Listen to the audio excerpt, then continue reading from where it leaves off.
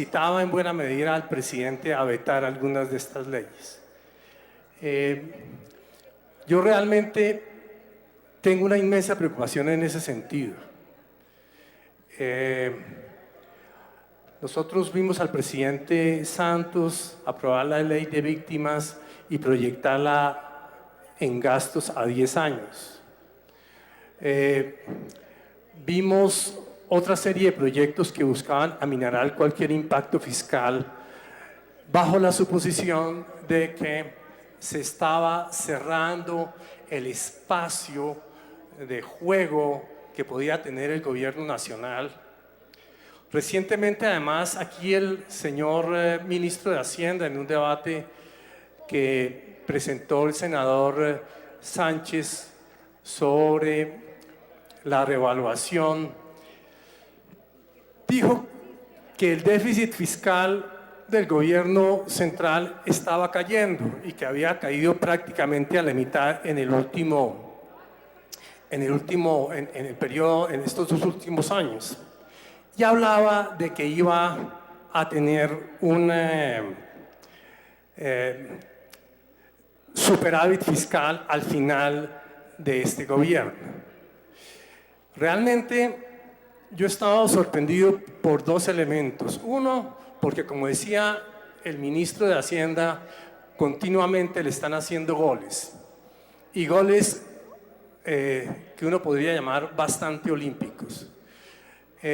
Un ejemplo de este tema ha sido lo que me tocó presenciar en la Comisión Sexta en la aprobación de un proyecto sobre subsidios a los intereses para el Sisbén 1, 2, 3, que a mí me parecía que era un salto al vacío porque de ser Sisbén 1, 2, 3 pasó a estrato 1, 2 y 3, sin saber cuánto nos iba a costar. Hubo un compromiso antes de pasar esa ley acá, a aprobación del Senado, y su conciliación de que se explicarían el impacto fiscal de este proyecto.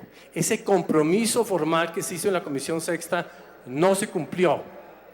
Y cuando entramos en el proceso de averiguar realmente cuál era el impacto fiscal, si bien el ministro de Hacienda puede quejarse de la irresponsabilidad del Congreso, también se puede quejar uno de la responsabilidad del Ministerio de Hacienda.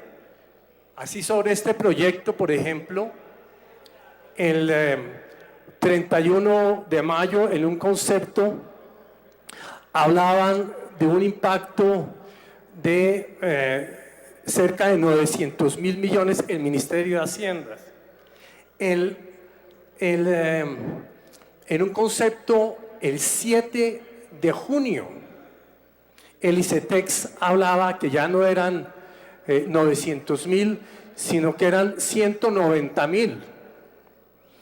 Y en un concepto del Ministerio de Hacienda que nos llegó hoy, hablan de que son 59.000 millones de pesos anuales.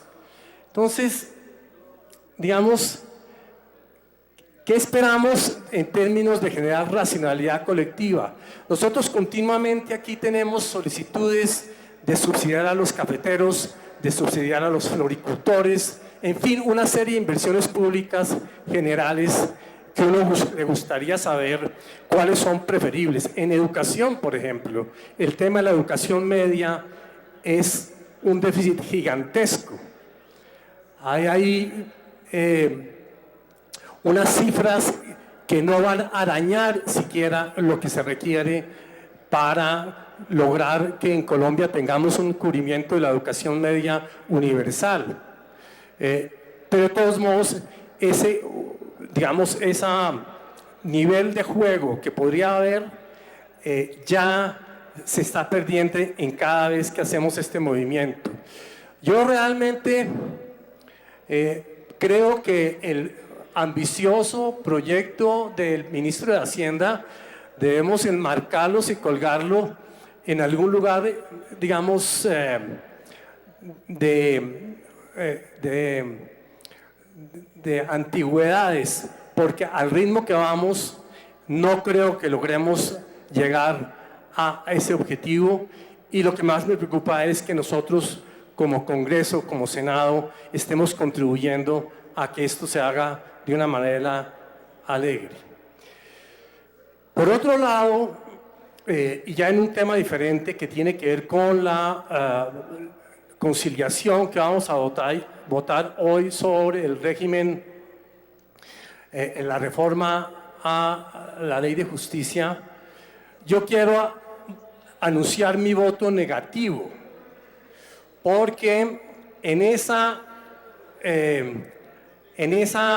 conciliación las inhabilidades que estaban establecidas en el artículo séptimo, sexto de la fueron eliminados, y me parece absolutamente irresponsable y sin presentación ante la opinión pública que nosotros mismos hayamos eliminado esas inhabilidades.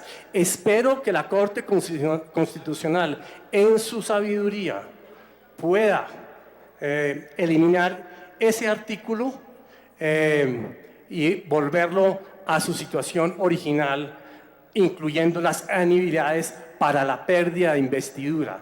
En estas condiciones, considero que es indefendible ante la opinión pública este tipo de eliminación de la reforma a la justicia. Muchas gracias, señor presidente.